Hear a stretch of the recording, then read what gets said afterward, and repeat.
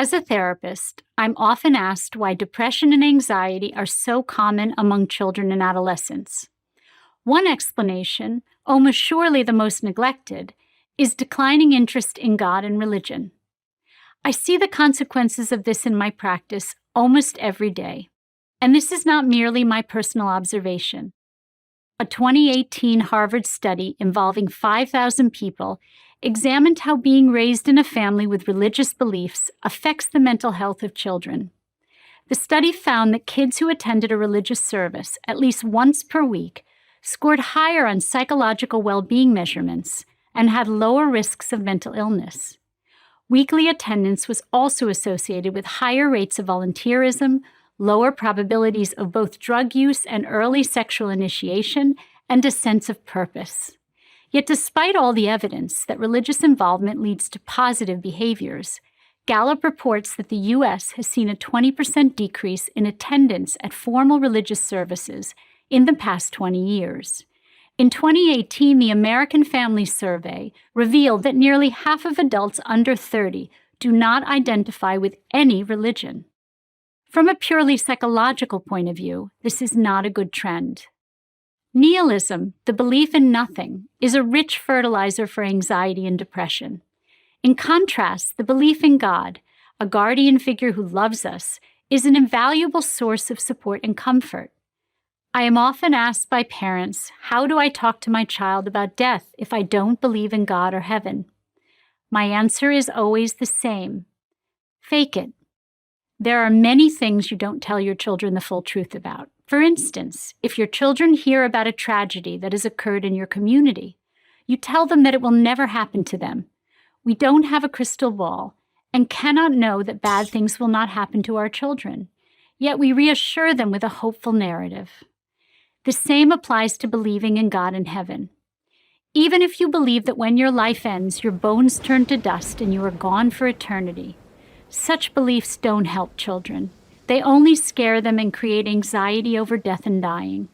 Belief in a benevolent God and a heaven does help children with their fear.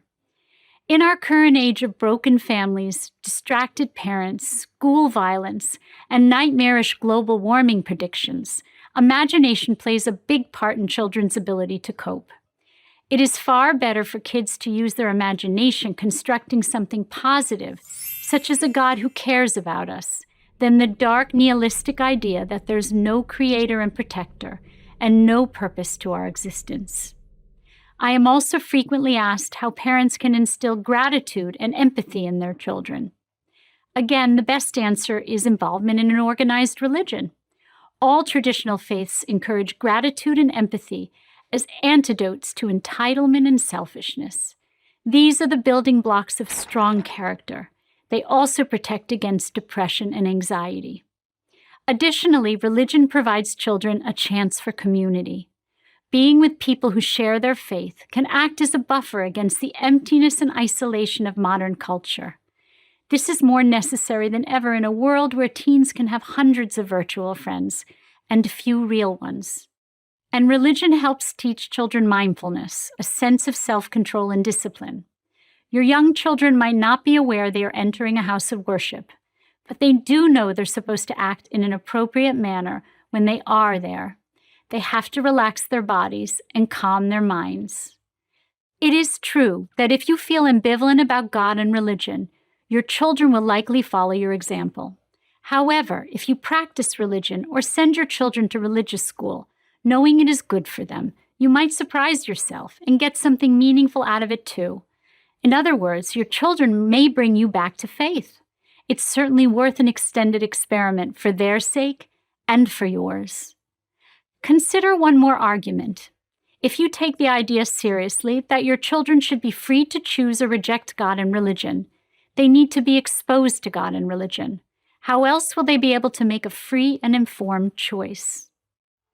We live in a competitive, stressful society that idealizes materialism, selfishness, and virtual rather than real human connection. Having a religious community and a belief in God is the best antidote to all of that. Whether children choose to continue to practice as adults is something you cannot control, but at least give them a chance to believe in God and find comfort in religion. They deserve it. I'm Erica Komisar, psychoanalyst and author of Chicken Little, The Sky Isn't Falling, Raising Resilient Adolescents in the New Age of Anxiety for Prager University.